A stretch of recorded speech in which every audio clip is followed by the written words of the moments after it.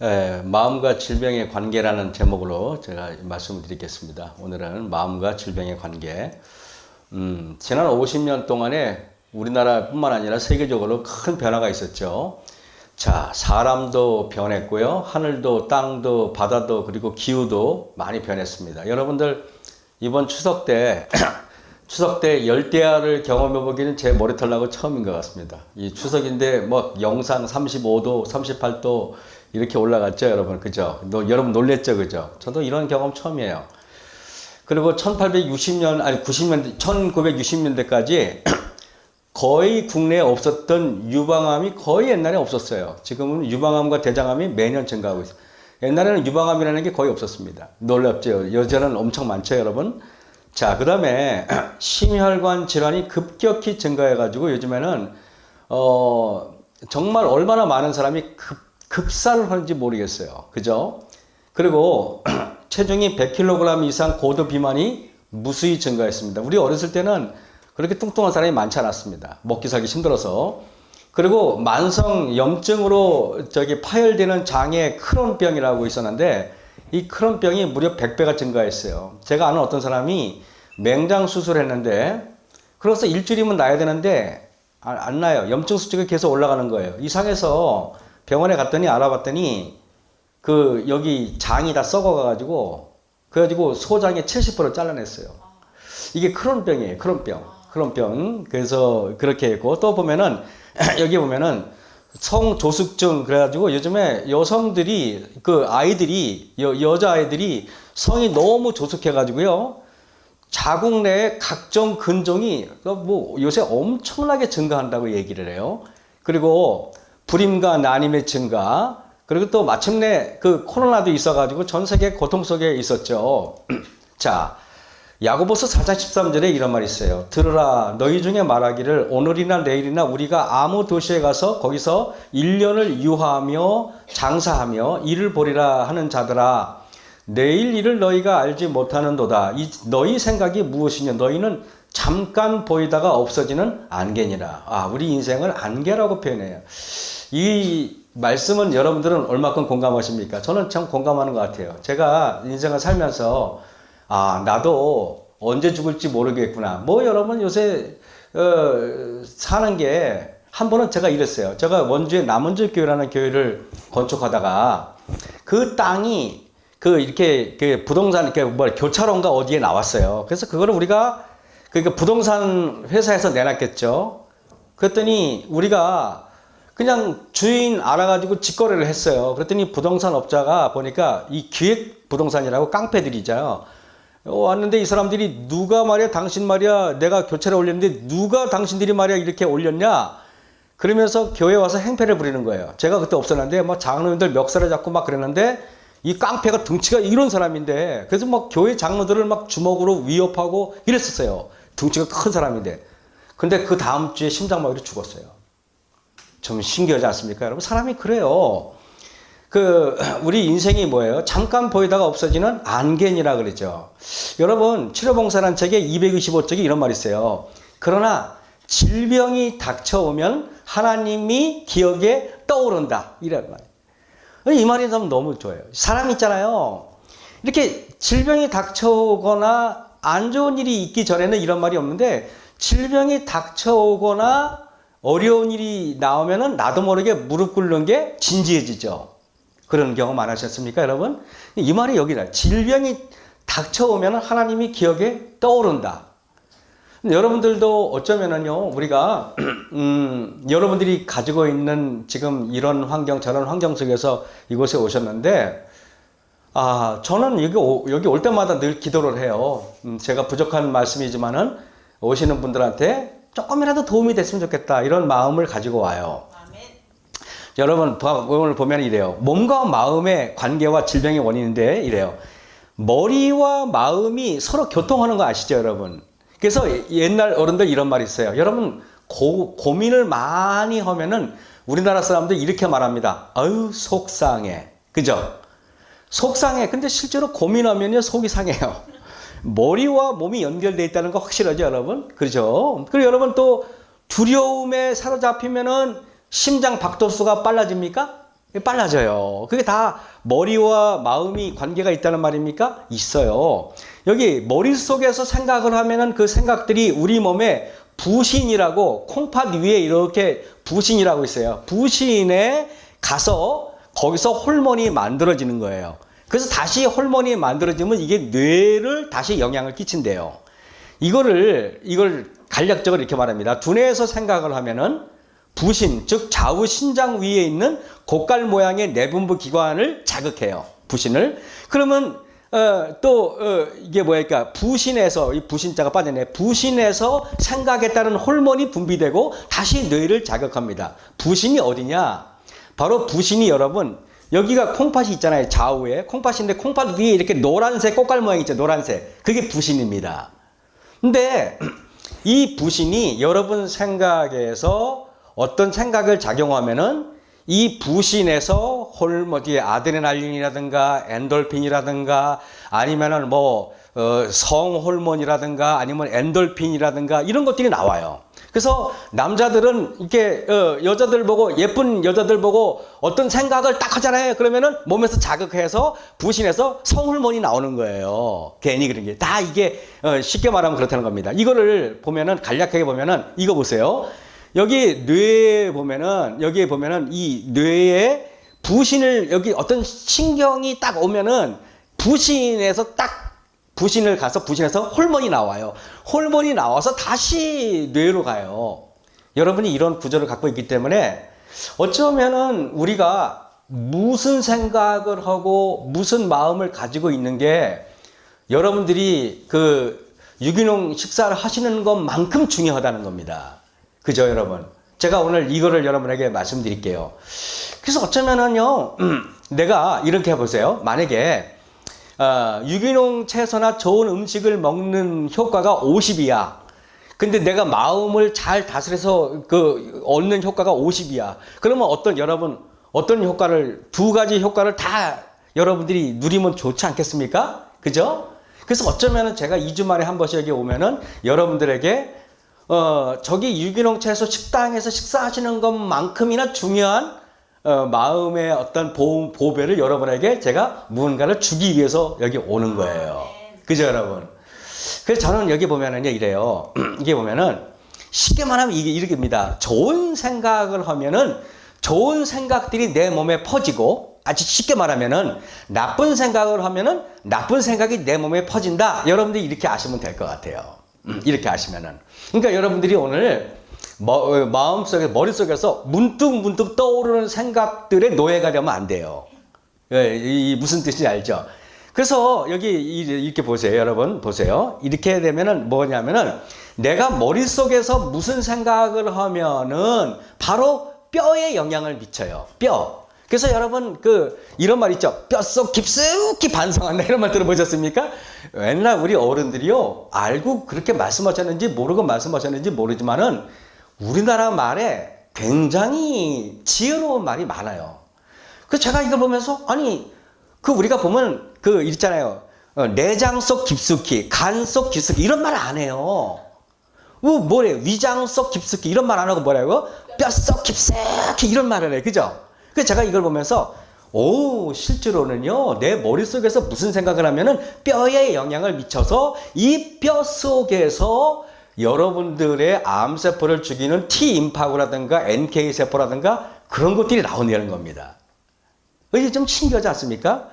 저는 목사지만은 제가 오늘 요양원에 와서 여러분들에게 우리 원장님 계신데 저기 건강 아는 척 하려고 이러는 거 아니에요.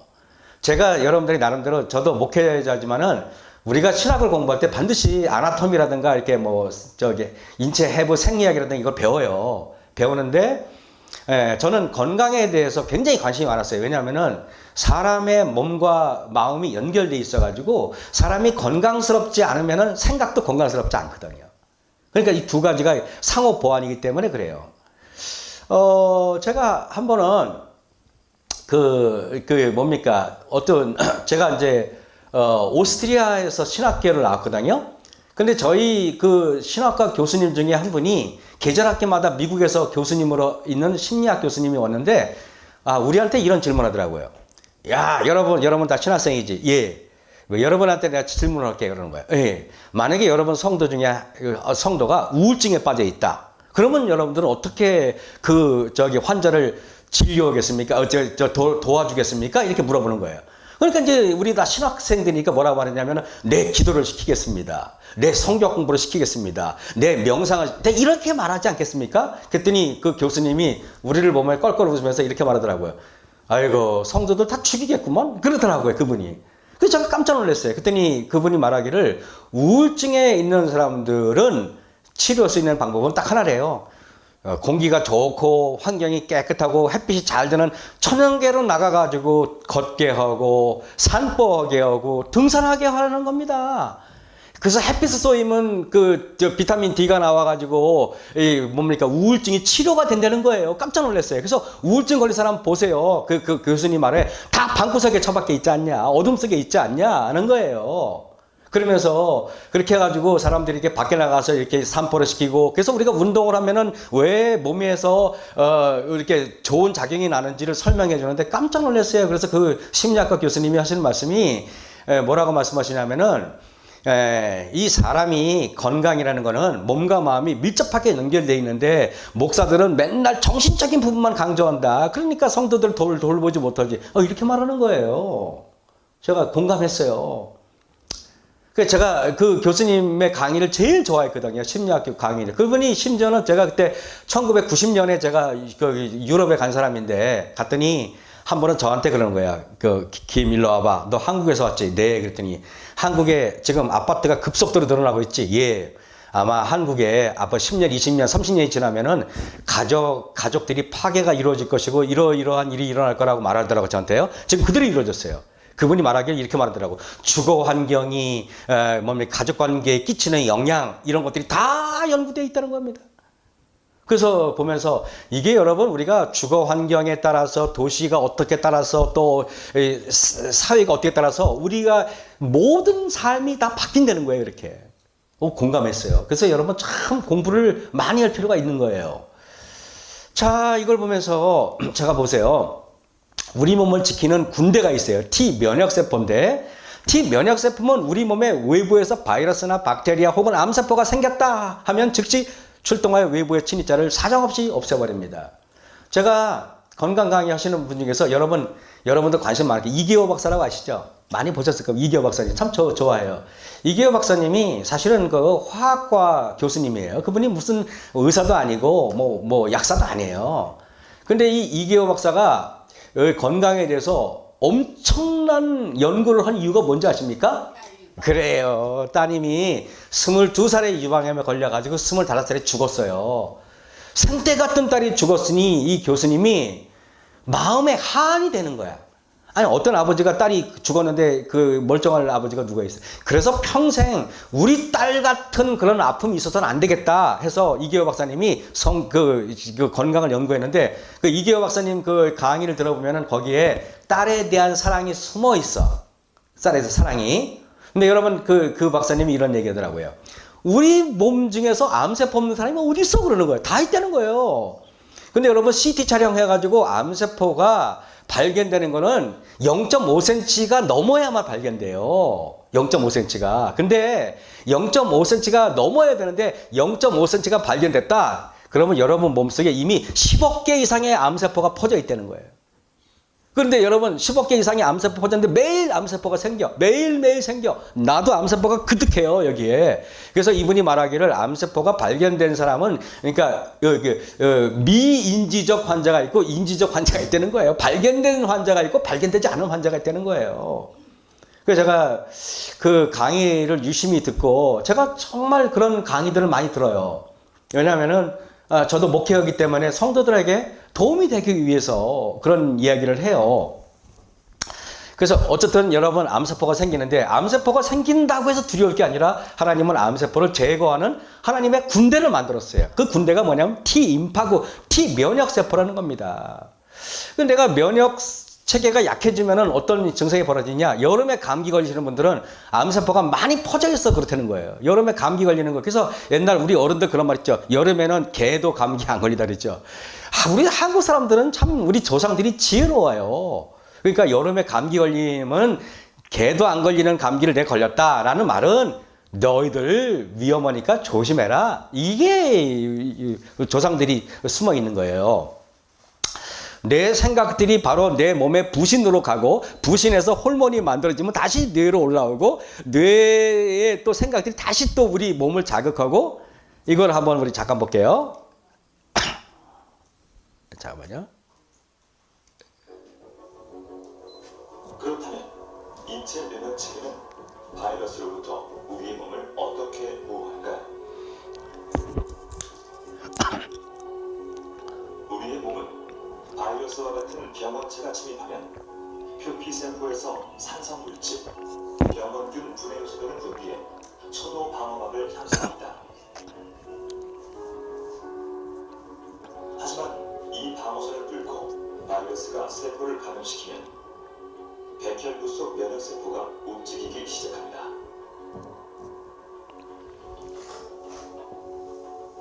다양한 면역세포는 각각 다른 역할을 하며 바이러스에 대항하는데 먼저 대식세포는 인체에 침입한 바이러스를 먹어치웁니다. 이때 사이토카인이라는 물질을 분비해 발열과 염증 반응을 일으키죠. 자연 살해세포라 불리는 NK세포는 바이러스에 감염된 세포가 스스로 죽게끔 유도하는데요. 여기까지를 1차 면역 반응 또는 선천 면역이라고 합니다. 만약 1차 면역 반응이 실패로 돌아가면 면역 체계의 사령부 역할을 하는 T세포 중 일부는 바이러스에 감염된 세포를 죽이고 일부는 바이러스를 제거할 항체를 만들도록 지시합니다. 이때 반응한 B세포는 항체를 만들고 항체는 바이러스를 공격하는데요. B세포는 이 바이러스를 기억해 뒀다가 같은 바이러스가 침입했을 때 더 빠르게 대응할 수 있도록 하죠. 이를 2차 면역 반응 또는 후차 면역이라고 합니다. 이제 NK 세포는 내추럴 킬러 셀, 자연 살상 세포라고 하는데 이거는 이제 아까 앞에 말씀드린 선천 면역에 해당합니다. 그래서 이미 우리 몸에 이제 충분히 있다가 바이러스가 들어오면 감염이 되죠. 그 감염된 세포를 알아내서 죽이는 역할을 하게 되고요. 그 다음에 이제 T셀은 보통 둘로 나누는데 그 중에서도 CD8을 가진 T셀이 킬러 T셀이 되는데 이 킬러 T셀들은 마찬가지로 감염이 돼 있는 세포를 정확하게 찾아내서 죽이는 역할을 하게 됩니다. 따라서 바이러스에 대한 면역에서 중요한 세포는 선천 면역에서는 NK셀이 되겠고요. 그 다음에 적응 면역에서는 킬러 T셀이 되겠죠. 여러분, 이게 우리가 하나님께서 우리 몸을 기가 막히게 방어하도록 만드셨는데 여러분들이 이곳에 오신 목적이 뭐냐면은 쉽게 말하면 T 면역세포를 강하게 하려고 이곳에 오신 겁니다. 맞죠? 그죠? T 면역세포가 강하게 해서 여러분의 몸에 있는 암세포를 여러분 스스로 이기게 만들어야 되는 거예요. 사람이 암세포를 방사능하고 뭐하고 사람이 막 의료로 한다고 하지만은 결국에는 여러분 몸에 있는 방어 체계가 여러분들이 강하게 해서 이기지 않으면은 절대 우리 몸의 병은 낫지 않아요. 자, 그래서 이게 보면 여러 가지가 있는데 지금 하늘색 세포가 면역세포고 빨간색 세포가 암세포예요. 면역세포가 암세포로 달려가서 암세포를 좀 죽이고 있는 장면이에요. 뭐 달려가는 겁니다. 근데 여러분들이 이게 하늘색 세포들을 여러분들이 많이 생성을 시켜야 되는 겁니다. 이게. 그래서 자 한번 보겠습니다. 오늘 적에게 쓸 무기, 항체를 만들어 암의 적을 없앤다. 사실 누구나 암세포를 가지고 있지만 암에 걸리지 않는 이유는 무엇일까?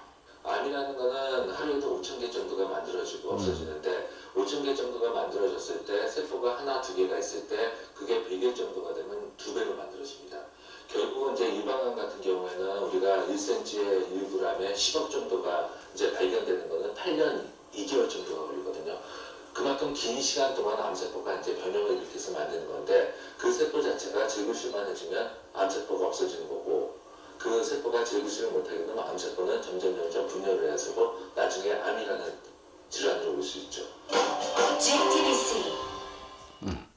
그래서 여러분 이렇게 보면은 우리가 스트레스를 받는다 그러는데 이게 스트레스가 그 제가 갔더니요 이게 이래요. 스트레스가 그 좋은 스트레스가 있고 나쁜 스트레스가 있대요. 나쁜 스트레스는 좋은 스트레스는 급성 스트레스, 나쁜 스트레스는 만성 스트레스라고 얘기하는데 예를 들면 내가 노래를 부르기 가려면 긴장되잖아요. 긴장 스트레스 받거든요. 그런 스트레스는 우리 몸을 이렇게 해치지 않는다는 거예요. 그리고 내가 설교 단상에 올라가기 전에 늘 목사는 늘 100번을 설교해도 긴장을 해요. 단상에 올라가면 긴장합니다. 그건 뭐냐면은 이게 급성 스트레스죠. 또 이게 우리나라가 이길까 일본이 축구를 하면 우리가 긴장을 하잖아요. 이런 긴장은 여러분들을 파괴하지 않아요. 근데 여러분들 이런 거잖아요. 가족 중에 누가 환자가 있거나 걱정거리가 있잖아요. 그러면은 쫙 밀려오는 스트레스. 오늘도 변하지 않고 내일도 변하지 않는 이게 만성 스트레스예요.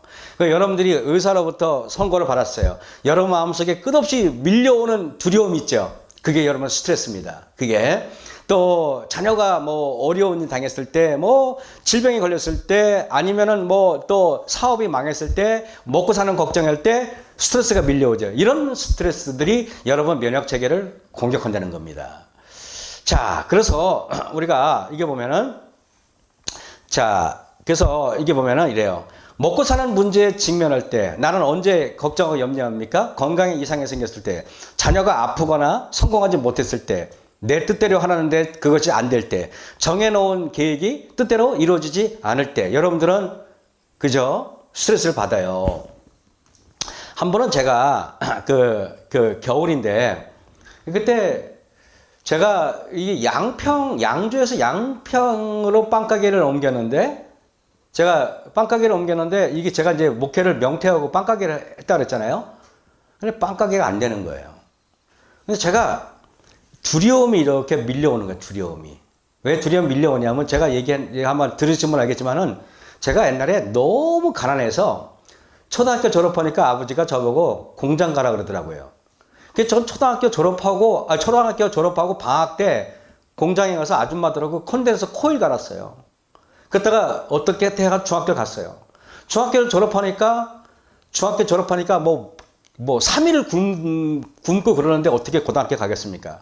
근데 너무도 기적적인 방법으로 우리 담임 선생님이 대민봉사를 우리 동네에 왔어요. 모내기 옛날에 뭐 비가 안 오면 봉사 나가잖아요. 근데 그때 우리 아버지하고 논두렁에서 같이 막걸리를 마시다가 제 얘기를 하는 거예요. 이란이 아버님이십니까? 예. 그랬더니 아드님을 고등학교 어떻게 갈 겁니까? 그랬더니 아버지는 당연히 공장에 보내야죠 그랬거든요. 그랬더니 선생님이 그애 똑똑한데 왜 공장에 보내냐. 그래서 선생님이 서울 용산에 가가지고 철도고등학교 원서를 갖고 와서 선생님이 써줘가지고 제가 그 학교를 들어갔어요. 그래서 제가 국비장학생으로 졸업을 했죠. 근데 저는 왜 제가 이 말씀 드리냐면은 어렸을 때부터 무슨 트라우마가 있다? 걱정, 근심 걱정, 염려가 트라우마가 있어요. 가난했으니까. 늘 쌀떡을 열어봤거든요. 쌀떡을 열어보면 쌀떡이 간당간당 하면은 걱정이 돼. 또 굶는구나. 또 이런 걱정을 하는 거예요. 그러니 이제 목회를 그만두고 정규적인 월급이 안 나오는데 빵가게가 안 되니까 뭐가 밀려와요? 어렸을 때 트라우마가 밀려오는 거예요. 트라우마가. 그래서 하나님한테 기도를 했어요. 근데 기도의 응답은 언제냐면은 그 트라우마가 사라지고 근심 걱정이 사라지는 포인트가 기도가 응답된 시간이에요. 그렇잖아요. 기도가 응답 안 된 거예요. 근데 기도를 한참 했는데 그 금요일인데 기도가 완전히 쫙 하다가 머리가 짱 하면서 뭔가 맑아진 느낌이었어요. 그러고 나서 그 다음날 아침에 태양이 뜨는데 그때 겨울이었어요. 태양이 뜨는데 너무 예쁜 거예요. 이거 사진이 그건 아니지만 너무 예쁜 거예요. 그래서 제가 내가 근심 걱정 때문에 이런 아름다운 태양도 못 봤고 근심 걱정 때문에 아름다운 풍경을 내가 못 봤구나 하는 생각을 했어요. 그래서 어떤 암 환자가 맨날 근심 걱정하다 어느 날 자기가 마음속에 편안해지니까 자기 담벼락 밑에 민들레가 그렇게 이쁘게 보이더래요. 여러분이 하나님하고 씨름해서 뭔가 저 아름다운 천연계가 보이고 산이 보이고 그것이 여러분 눈에 진심으로 들어오잖아요. 그러면 그때 회복이 되는 거예요. 여기가 여러분이 아무리 아름다워도 아름답게 보이는 사람이 있고 아름답게 안 보이는 사람이 있을 거예요. 여러분들이 저기 산이 있는데 여러분 머릿속에는 근심밖에 없어요. 그래서 여러분 무슨 뜻인지 알죠? 저는요, 그래서 이게 보이는 거예요. 그래서 제가 그 1월 달에 하나님 너무 아름답네요. 이렇게 아름다운데 내가 왜 못 봤을까요? 그랬어요. 여러분, 이거를 보셔야 돼요. 이거를 보셔야만 하나님이 보이는 거예요. 그죠? 자, 그래서 제가, 자, 보면은, 내 마음을 지키기 위해서 버려야 할 사단의 올무가 뭔가? 생활의 염려들, 불투명한 미래들, 더 훌륭한, 저 같은 목사니까 더 훌륭한 설교를 해야 한다는 강박관념, 여러분 같으면은 이놈은 안 빨리 나았으면 나야 된다는 강박관념, 이게 오히려 여러분을 망칠 수 있어요. 더 높은 사회적인 위치, 뭐 등등 여러 가지가 있을 거예요. 근데 여러분, 이래요. 사람이 우리 몸에 있잖아요. 이렇게 파동이 있대요. 우리 몸에. 파동이 있는데, 좋은, 이 파동이, 위의 파동은 이 규칙적으로 이렇게 돼 있죠. 예뻐요, 안 예뻐요? 여러분이 바다에 가면은 바다에 그걸 뭐죠? 이게 너울이라 그러나요? 바다 이게 뭐라 그럽니까? 이게 파도가 밀려오잖아요. 이렇게 밀려오는데 파도가 가만히 보세요. 천연계의 파도는 일정하게 이렇게 돼 있어요. 맞죠? 이런 파도. 근데 밑에 파동 보세요. 예뻐 안 예뻐요? 안 예쁘죠? 여러분 몸에 여러분 어떤 사람은 이런 파동 가지런하고 규칙적인 파동이 있고 어떤 사람은 이런 파동 불규칙적인 파동이 있대요. 이거를 한의사들이 여러분 손에 맥을 딱 짚으면은 매동이 깨끗하게 이렇게 밀려오는 사람을 그러면 의사가 그런대요. 아, 이분 건강하네. 아우, 진맥을 짚어보니까 건강해. 근데 이러면은 맥이 막 불안전해. 그러면 그러죠. 다시 한번 짚어봅시다. 이러면서 몸에 어디 안 좋으세요? 이렇게 나오는 거예요. 여러분, 이런 파동이 돼야만 여러분 몸에 회복이 일어나는 거예요. 그죠? 그래서 우리가 감사하는 마음, 기쁨, 사랑의 마음을 가지면은 마음에는 놀라운 변화가 일어나요. 제가 대한민국 마케팅 분야 신지식인 1호 최재봉 교수라는 분을 제가 친해요. 최재봉 교수님이 한 번은 강의할 때 이런 강의하는 거예요.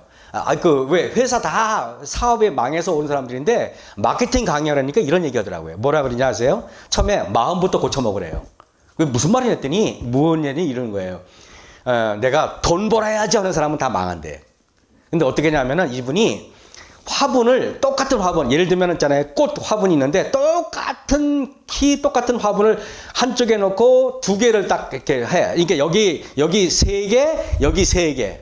그래 놓고 이 화분에는 매일 그런데요. 아, 너 못생겼어. 아, 너 미워. 너 나가 죽어. 나쁜 소리만 해준대요. 그리고 요 화분에는 아, 사랑해. 너무 이뻐. 너무 고마워. 너 때문에 행복해. 이 얘기를요. 매일 반복해. 진짜로. 물은 똑같이 줘. 물은 똑같이 주고 똑같은 햇빛에 썩게. 딱 한 달 후에 있잖아요. 나쁜 말 들은 화분은 죽더래요. 실제로 시들시들해지더래요. 근데 좋은 말 들은 화분은요. 막 살아나더래요. 여러분 마음속에 나 큰일 났어. 그러면요. 여러분 마음의 세포가 좋은 반응이 나올 것 같아요? 나쁜 반응이 나올 것 같아요? 나쁜 반응이 나와요. 여러분 살리려면은 마음속에 여러분 자신한테 좋은 말씀만 하세요. 그래서 나 이겨낼 수 있어. 나 하나님이 나 사랑하지? 나 사랑받고 있는 사람이야. 예수님한테. 나 예수님 딸이거든. 예수님 아들이거든. 이런 식으로 가셔야 돼요. 그러면 여러분들이 여러분에게 좋은 말 하면은 어떤 일이 벌어지겠습니까? 놀라운 변화가 일어난다는 것입니다. 이분이 그렇게 왜 그러냐면은 이분이 이제 그 족발의 장인이라는 그 체인점을 100개를 운영해요. 이분이 그 회장이에요. 근데 이분이 한 번은 여의도 본점에 갔더니 매출이 급감해가지고 망하기 직전이에요. 그래서 먼저 있던 직원들 다 해고시키고 새로운 직원들을 다시 문 열기 전에 한 달 동안 이 훈련만 했대요. 마음속에 너희들 손님 오면은 겉으로 마음에는 사랑하지 않으면서 겉으로 하지 말고 진짜로 손님한테 감사한 마음을 한번 해봐라. 그래가지고 오면은 안녕하세요 감사합니다 이런 마음을 했더니 매출이 4배가 뛰어가지고 지금 여의도 본점에 가봤더니 한 달잖아요. 한 달 그 매출이 1억 8천만 원 막 이래요. 어마어마해요. 제가 여의도 본점 그 롯데 무슨 롯데 캐슬 아파트 그 밑에 있어요. 지하 1층에 가시면 여러분 족발의 장인 찾아가 보세요. 거짓말인가요? 제가 보면서 이래요. 맥을 보면 아까 제가 했고요. 자신이 염려한 감정이 아니라 죄입니다. 제가 여러분에게 이 얘기를 할게요. 염려한 감정이 아니라 죄예요. 여러분들 만약에 어떤 교회 장로가 아니면 어떤 목사님이 대병 술을 마시고 갈자로 걸어요. 그럼 여러분들은 뭔 생각이 들어요? 술 취하지만 않으면 되니까 괜찮아요? 그건 범죄예요. 목사가 그러면은요. 그럼 옷을 벗어야 되는 목사예요. 그건 목사가 아니죠. 근데 여러분, 그 목사가 근심을 엄청 걱정을 해. 그럼 나는 이렇게 말합니까? 넌 범죄야. 목회 그만둬야 돼. 이렇게 말 안 하죠. 그렇죠? 우리는 죄를 우리 마음속에 우리가 규정해 놓은 죄가 있어. 여러분, 그러니까 우리는 유교적인 생각에 의해서 술을 먹고 우리가 말하면 술집에 가고 여자들을 만나고 이런 거 죄라 그러는데, 진짜 나쁜 죄는 염려가 제일 나쁜 죄예요. 이거는 제가 설명을 드릴게요. 염려란 자신이 주인이고 하나님이 나의 주인이 아니라는 거를 말하는 거예요. 염려한다는 것은 하나님을 부인하는 거예요. 하나님을 신뢰하지 않는다는 거예요. 자신과 세상을 신뢰한다는 거예요. 여러분, 염려는 그냥 단순한 걱정스러운 감정이라고 사람은 착각하는데, 염려는 당연한 것이 아니라 심각한 죄입니다. 염려는 죄예요. 그러니까 여러분, 죄는 로마서 6장 23절에 죄의 싹은 사망이죠. 염려하면 죽는 게 당연한 거예요. 왜? 죄 졌으니까 죽는 거예요. 그러니까 여러분들, 오늘 제가 드리는 말씀이 제가 여러분에게 가혹하게 들립니까? 저는 여러분에게 희망을 주려고 말하는 거예요. 그죠? 왜냐? 알고 나면 되잖아. 그래서 이거 보면은 요한복음 14장 18절에 있어요. 내가 너희를 고아와 같이 버려두지 아니하고 너희에게로 오리라. 우리는 고아가 아닌데 맨날 고아처럼 살아요. 맨날 예수님하고 상관없는 사람처럼. 그래서 여기 보세요. 아무것도 염려하지 말라고요? 우리가 어떻게 염려를 안 해요? 그죠, 여러분? 아니, 내가 염려를 안 하고 싶은데 염려가 몰려와야 안 밀려와. 이건 내가 어떻게 밀려요? 염려 하고 싶어서 해요? 이렇게 여러분 말하죠. 그래서 제가 이거 준비한 거예요. 사람들이 기도하는데 응답받지 못하는 이유가 뭘까?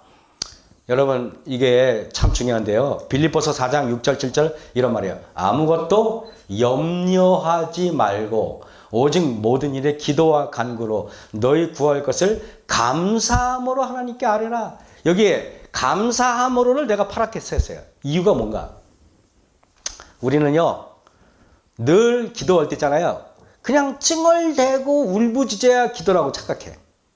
하나님 주세요. 죽겠어요. 이게. 왜냐면 우리는 늘 엄마한테 뭘 달라 그럴 때 짜증을 내고 땡깡을 부려서 뭘 얻어내는 게 습관이 돼가지고 평생 그렇게 하나님한테도 땡깡을 부려요. 제가 여러분에게 말씀을 드릴게요. 진정한 기도란 하나님을 믿고 감사하는 거예요. 하나님 주셔서 감사합니다. 무슨 말인지 알죠? 그죠? 그래서 여러분 몸이 반응하는 거예요. 하나님, 자식 힘들어 죽겠어요. 이거보다도 하나님을 믿고, 하나님이 이미 주셨다고 믿고, 하나님 감사합니다. 하나님께서 주신 거 감사합니다. 이렇게 한번 오늘부터 한번 해보실래요? 그럼 여러분 변화가 일어나겠어요? 안 일어나겠어요? 일어나요. 이거를 신학적인 용어로 칭의라고 말해요. 칭의란 뭐냐면 하나님이 나를 의롭다고 여겨주시는 의, 하나님 나를 사랑한다는 의를 믿는 믿음이 믿음으로 말면 의지, 믿어가지고 이루어질까 말까 하는 건 신앙이 아니에요. 염려의, 그 다음에 여러분 보세요. 제가 이렇게 말할게요. 염려의 반대는 평강입니다. 여러분, 염려의 반대는 평강이에요. 염려의 반대는, 그래서 염려의 주체는 나예요. 근데 염려는 보세요. 염려는 세상을 바라볼 때 생기는 감정인데 평강의 주체는 내가 아니라 하나님이어야 돼요. 염려는 믿음의 끝이고 평강은 불신의 끝입니다. 제가 여러분에게 오늘 이 말씀을 꼭 드릴게요. 평강의 주체는 하나님이고 염려의 주체는 여러분 자신이에요. 그러니까 여러분 주체를 바꿔야 돼요. 여러분 주인을 바꿔야만 이루어지는 거란 말이에요. 여러분이 주인이 아니라 하나님이 여러분의 주체가 됐으면 좋겠어요. 무슨 말씀인지 여러분 이해하셨죠? 자, 그리고 여러분 또 보시면은요. 여러분 요한복음 4장 18절에 이러면 사랑 안에 두려움이 없고 온전한 사랑이 두려움을 내어 쫓나니. 제가 이 경험을 좀 설명할게요. 제가 1984년 10월 8일 날 대한민국 국토방위의 그 의무를 짓기 위해서 방위로 갔어요. 방위가 뭔지 알아요? 똥방위 있잖아요. 똥방위. 방위는 그 군대 이렇게 버스를 딱 타면 방위복을 입고 또 휴가 나온 군인들이 있으면 여학생들이 방위는 짐승 취급하듯이 쳐다봐요. 또 방위는 있잖아요. 뽀대 안 나게 도시락을 갖고 다녀요. 도시락을. 그러니까 제가 방이 나왔거든요. 왜 방이 나왔냐? 아버지가 3대 독자이기 때문에 제가 4대 독자거든요. 독자는 옛날에 무조건 방이었어요. 6개월 방이. 맞죠, 그죠? 옛날에 6개월 방이었어요. 근데 제가 방위는 6개월밖에 안 했으니까 2등병 하나 달고 오는데, 그때 방위 부대에서 한 그 원사님이 저한테 뭐 이렇게 군복을 주면서 일어나, 너 이 군복 입을래? 그러더라고요. 보니까 이게 대위 계급장이 있어. 그러니까 내가 입었어요. 그랬더니 원사님이 나한테 신신당부했어. 일어나, 너 나가면은 반드시 계급장 명찰을 떼야 돼. 너 이거 입고 가면 범죄야, 그랬어요. 근데 내가 그걸 떼고 싶었겠어요? 안 떼고 싶었겠어요? 안 떼고 싶었어요. 왜냐면 난 대위 계급장이 너무 보기 좋았거든요. 맨날 방위병 그 1등병 그거 내가 안 떼고 딱 그걸 입고 돌아다녔어. 그거 입고 돌아다니는데, 어느 날 우리 동네에 이렇게 군인차가 쫙 지나 열 몇 대가 먼지를 일으키며 지나가는데, 그때 맨 마지막에 차가 컨보이 차인데 대령이 찬 맨 거기 부대장인 것 같아요. 딱 가더니 내 앞에서 끽 쓰더니 딱 멈추는 거예요. 근데 대령이 딱 나오더니 나보고 그 지휘봉으로 몸을 가슴을 찌르면서 너희 군복 어디서 났어? 그러는 거예요. 그래서 제가 어디서 났어요? 그러면 그 원사님이 잡혀갈 것 같아. 그래서 나 때문에 그분이 손해보면 안 되니까 얼른 내가 뭐라고 말했냐면은 엿장수한테 얻었어요. 그렇게 거짓말을 했어요. 이런 거짓말을 해야 돼, 안 해야 돼요? 내가 어느 부대에서 누구한테 받았어요? 그러면 안 되잖아요. 그래서 내가 그랬더니 이분이 벗어! 그러더라고요. 그래서 군복을 벗었어요. 그때 어깨는 아니고 10월달 추웠는데. 그러더니 이분이 나보고 뭐라 하냐면은 내일 너 주민등록 줘. 그래서 주민등록 뺏겼어요. 그러더니 내일 의정부 경찰서 넘어오래요. 나는 큰일 났어요. 철도 공무원 발령이 나야 되는데 이거 빨간 줄 올라가면 큰일 나요. 그리고 빨간 줄이 문제가 아니라 철도 공무원 발령이 문제가 아니라 내가 빨간 줄 올라가면은 고등학교 때 국비 장학생으로 공부한 학비를 토해내야 돼. 돈이 어딨어. 그래서 집에 와서 어깨 이제 여기 입었으니까 어깨는 아니고 그 추운데 떨면서 집에 왔는데 두려움에 큰일 났어요. 이제 아버지한테 말씀도 못 드리고 어머니한테 말씀도 못 드리고 혼자 끙끙대고 했는데 밥 먹어라 그러는데 밥이 아니라 그건 모래도 그런 모래가 없어요. 그래서 혼자 맨날 밥 먹고 TV 봤거든요. TV 보겠어 안 보겠어. 집이 방에 들어가가지고 문을 걸어 잠그고 울면서 하나님께 기도했는데 몇 시간을 기도했는지 모르겠어요. 5시, 6시, 7시, 8시, 9시까지 어떻게 기도했는지 몰라. 계속 기도를 했어요. 계속 성경을 찾고 기도했는데, 근데 성경 말씀에 이 얘기가 있는 거예요. 그때 기도하다가 사랑 안에 두려움이 없나니 온전한 사랑이 두려움을 내어 쫓나니 두려움에는 형벌이 있습니다. 두려워하는 자는 사랑 안에서 온전히 이루지 못하였느니라. 그래서 내가 하나님, 제가 두려워하지 않겠습니다. 하나님께서 처분해 주시는 대로 하겠습니다. 하고 했더니 갑자기 3시간 만에 마음에 평안이 오는 거예요. 그래가지고요, 여러분 너무 근심 걱정 많이 하고 기도하면은 사람이 지쳐야 안 지쳐요? 그 자리에 쓰러졌어. 그러고 그냥 잠들었어. 그 자리에서 그냥 이렇게 이불도 안 덮고 그냥 잠들었어. 내가 너무 지쳐가지고. 그랬더니 새벽 4시 넘어서 대문을 꽝꽝꽝 두들겨요. 이장님이 딱 오셨어요. 그러더니 이장님이 이란이 이거 군복 아니야? 이란이 거 이거 주민등록 아니야? 그러더니 알고 봤더니 그 야간 사격 훈련을 마친 그 대령이 그 동네를 수소문해서 그 밤에 12시가 넘었는데 이장을 찾아서, 내가 아무리 생각해도 그놈 아들 같은 놈인데 인생 망칠 것 같아서 이장을 찾아서 이거 다시는 하지 못하게 하라고 그러고 돌려줬어요. 여러분, 그분의 마음을 누가 바꾼 거예요? 하나님이 바꾼 거예요. 내가 그때 기도해가지고 그때 막 할 때 그때 하나님께서 그 대령의 마음을 역사하신 거예요. 그래서 제가 철도 공무원 임용이 되고 아무 문제 없이 공무원 생활을 했었어요. 감사합니까, 여러분? 그래서 여러분 명심하세요. 요한일서 4장 18절이 여러분의 오늘 성경절이 내가 드릴게요. 이 말씀 여러분 겁니다. 뭐예요? 사랑 안에 두려움이 없나니. 두려움에는 형벌이 있어요. 두려움은 형벌이야. 두려움에는. 근데 여러분, 두려워하는 자는 하나님을 믿는 사람이 아니에요. 내가 이 말씀을 듣고 하나님 믿어요. 내가 왜 두려운지 모르겠어요. 두려워하지 않겠어요. 그랬어요. 이 말씀을 여러분 붙들겠습니까? 여러분 오늘 이 말씀 매달리세요. 그러면 하나님께서 놀라운 일이 벌어져요. 자, 한번 보겠습니다. 제가 이건 뭐냐면 어메이징 그레이스예요. 자비로운 주 하나님.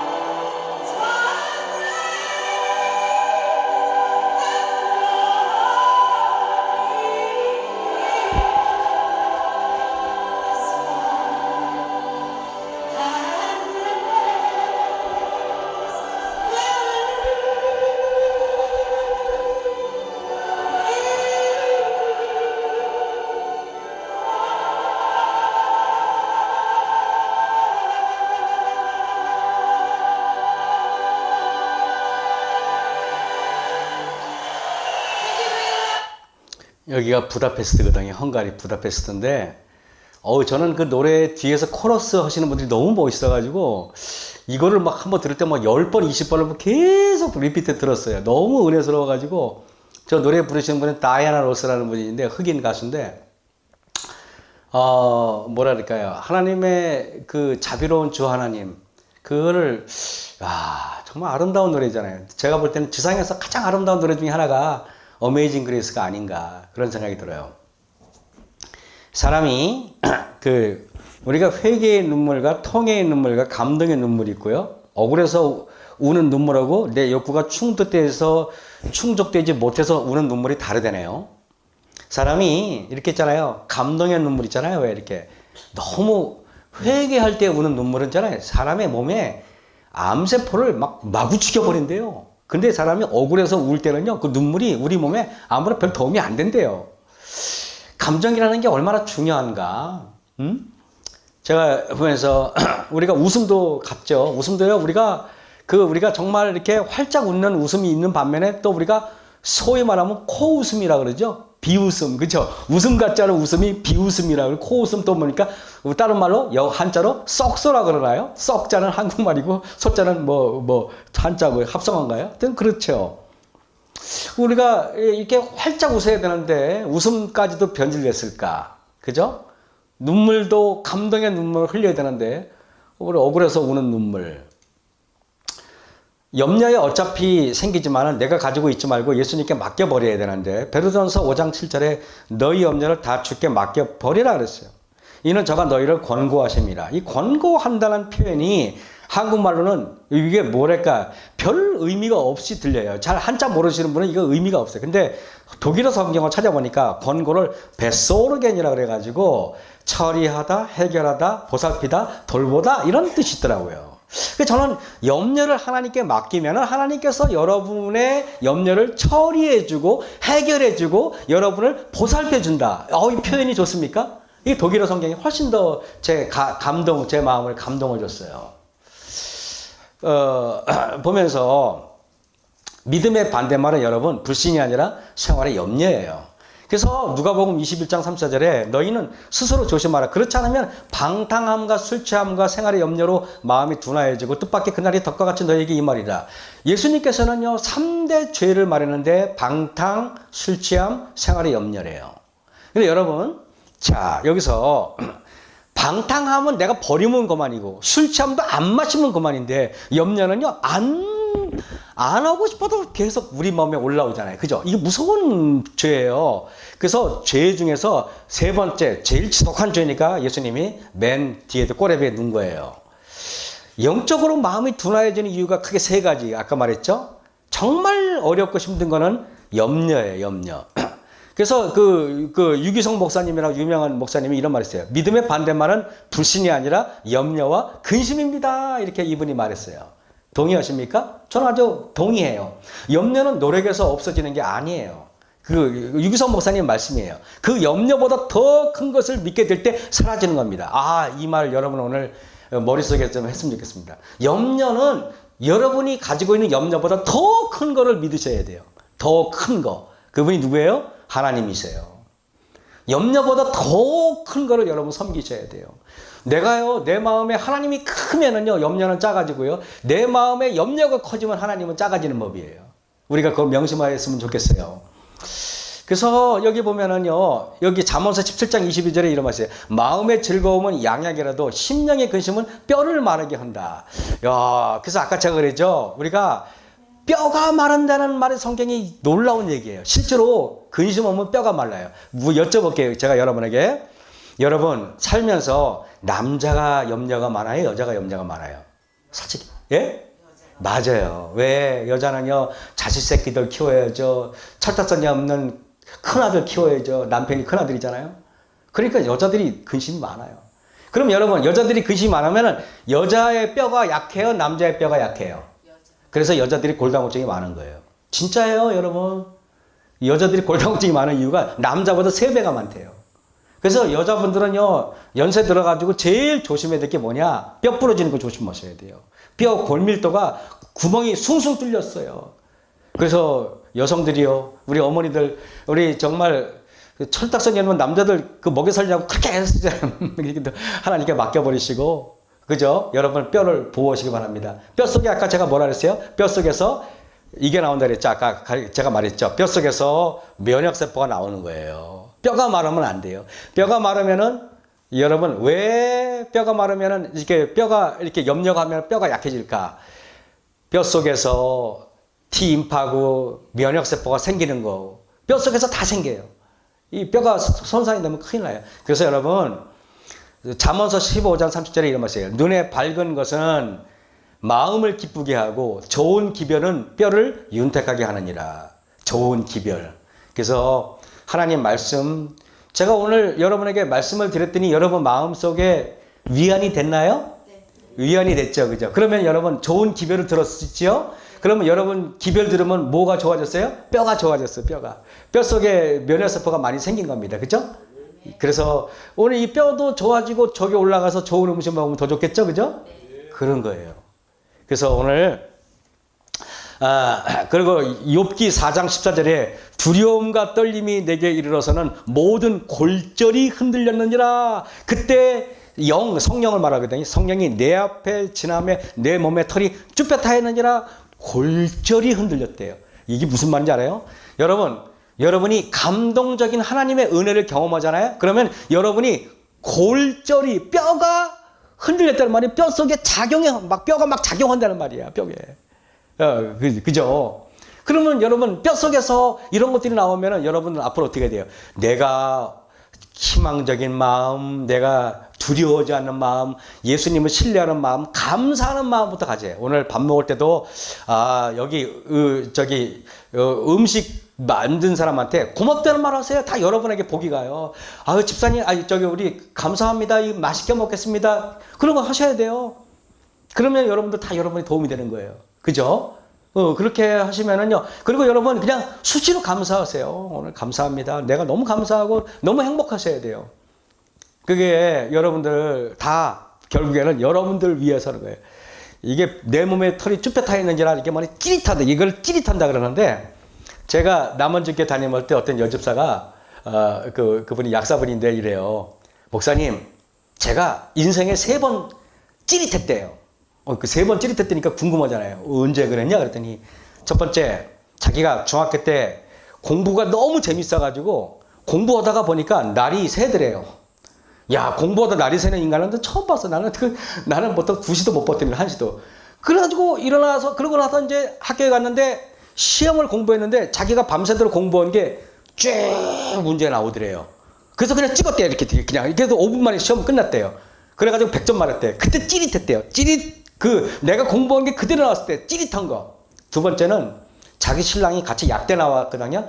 약대 나오는데 오빠가 너무 잘생겼대요. 그래가지고 자기 남자친구를 볼 때 마음이 찌릿했대요. 그리고 세 번째는 뭐냐 그랬더니 세 번째는 그분이 저한테 그러더라고요. 세 번째는 목사님하고 성경 공부하다가 하나님 말씀이 내 몸을 찌릿하게 했어요 그러더라고요. 나도 찌릿하게 한 거야. 내가 한 게 아니라 누가? 하나님 말씀이. 여러분 오늘 성경 공부 이렇게 설교 듣다가 마음에 여러분 찌릿할 때가 있죠, 그죠? 뭔가 느끼죠? 그게 하나님의 T임파고가 골절이 흔들리는 거예요. 아시죠? 그러면 여러분의 마음에 반응이 일어난다는 거예요. 그래서 마음의 반응이 일어나기 시작하면 몸이 변하게 되기 시작하는 거예요. 그래서 그래서 그 집사가 제가 그 교회를 떠나도 지금도 친해요. 왜? 지 몸을 한번 찌릿하게 한 사람이니까. 히브리서 4장 12절에 이런 말이 있어요. 하나님의 말씀은 살아있고 운동력이 있어 좌우에 나선 어떤 검보다 예리해요. 혼과 영과 및 관절과 골수를 찔러 쪼갠다. 관절과 골수가 뼈 아니에요. 뼈. 그래 안 그래요? 하나님 말씀은 여러분의 뼈를 변화시켜요. 여러분의 뼈 속에 뭐가 일어난다고요? 암세포를 이기는 면역세포가 나온다 그랬잖아요. 성경이 보면 이렇게 놀라운 이야기들이 다 숨어 있습니까? 숨어 있어요. 여러분들 보물 같은 말씀을 펼치시고 성경 보다가 두려우잖아. 그러면 여러분을 가르쳐 드릴게요. 두려우면은요, 일단 무릎을 꿇으세요. 그리고 눈부터 감지 마시고 앞에 성경책을 펴놓고 넘기세요. 그래서 하나님이 여러분한테 위로가 될 만한 말씀을 하나 찾으세요. 위로가 될 만한 말씀을. 그리고 그 말씀을 여러분 걸로 하나님 두려워하지 마. 너는 두려워하지 말라 그러면 두려워하지 않겠습니다. 하나님 두려움이 내게 아니라 하나님께 드리겠습니다. 하나님 제 두려움을 가져가세요. 이렇게 기도하시는 겁니다. 그죠? 그게 기도에 응답받는 기도예요. 그래서 여기 여러분 이 잠언서 이렇게 말했죠. 무릇 지킬 만한 것보다 뭐라고요? 내 마음을 지켜라 그랬어요. 마음을 지켜라. 마음을 지켜라 말이 뭐냐면 마음이 맨날 흔들려, 맨날 흔들려, 두려움과 흔들릴 때 잡아주시란 말이에요. 말씀으로, 그죠? 그렇게 해가지고 마음을 지키는 방법은 아까 얘기했죠. 모든 것을 감사함으로 기도하세요. 하나님, 제가 비록 의사한테 몹쓸 판결을 받았지만은 하나님께서 이 판결 통해서 제가 하나님의 축복을 반드시 발견하겠습니다. 내가 철이 들들어서 이럴 수도 있게 철이 들겠습니다. 내가 다른 사람을 더 돌보겠습니다. 내가 감사한 마음을 갖겠습니다. 내가 인생에 대해서 또 진지해지겠습니다. 라고 하시기 바랍니다. 그러셔야 돼요. 그래서 그리하면은 모든 지각에 뛰어난 하나님의 평강이 그리스도 예수 안에서 너희 마음과 생각을 고치시리라 그랬습니다. 제가 욕심이 많아서 준비 엄청 했어요. 그러나 요거만 할게요. 여러분, 여기 이런 말이 있어요. 사단은 오늘날 우리 사람들이 그의 올무로 사로잡고 있다. 올무에서 벗어나려면 우리는 이렇게 할게요. 버리는 연습부터 하셔야 돼요. 뭘 버리느냐? 두려움도 버려야 되지만 욕심도 버려야 되고 여러분의 뭔가 집착도 버리셔야 다 버리셔야 돼요. 버리는 것을 움켜쥐지 마세요. 버리기만 하면 쓰레기차가 낼름 가져갑니다. 여러분들. 버리기만 하면. 버리세요. 그래서 저는 이렇게 볼게요. 이렇게 우리 모든 죄악은 깨어있는 일과 은밀하게 기도하는 일을 등한히 함으로 시작된다. 여러분의 불안, 기도함을 등한히 함으로 시작됩니다. 두려움, 기도함을 등한히 함으로 시작돼요. 그래서 오늘 여러분 아까 제가 얘기했죠? 골방에 들어가시거든, 집에 가시거든, 여기 방에 들어가시거든 늘 기도할 때 무릎 꿇고 눈부터 감지 말고 뭐라고요? 성경을 펼쳐서 여러분들이 평소에 성경 펼쳐서 하나님이 여러분에게 주시는 위로의 말씀을 찾아내야 돼요. 그죠? 하나님은 사랑이시라. 찾아내세요. 하나님, 저 사랑하시는군요. 그럼 기도하시는 거예요. 그죠? 그리고 그 다음에 하나님의 말씀을 찾아서 그거를 여러분 걸로 메모를 해두세요. 그래서 기도 수첩을 만들 때 여러분의 수첩에다가 하나님이 주시는 확신의 말씀을 적어요. 그래서 기도할 때마다 그 기도를 하세요. 그러면은 기적이 일어날 겁니다. 하나님께서 여러분 함께 하시기 바라면서 말씀을 마치겠습니다. 아버지 하나님, 우리 마음속에 매일 벌어지고 있는 어둠과 빛의 싸움이 늘 벌어지고 있습니다. 두려움과 염려가 희망과 또 긍정과 소망을 앗아가고 있습니다. 아버지 하나님, 마음에서 실패하면 우리 몸도 실패할 수밖에 없습니다. 마음에서 승리할 수 있도록 하나님 비결을 허락하여 주셨고 승리하게 도와주시길 기도합니다. 우리 마음속에 하나님이 더 크게 자리해서 어둠의 그런 세력들이 우리를 점령하지 못하도록 우리를 주관하여 주셨고 지켜주셨길 기도합니다. 하나님께서 오늘 또 말씀을 통하여 우리가 큰 위로로 함께해 주셨고 하나님께서 놀라운 회복의 역사가 일어나게 도와주셨기를 예수님 이름으로 감사하며 기도했사옵나이다. 아멘.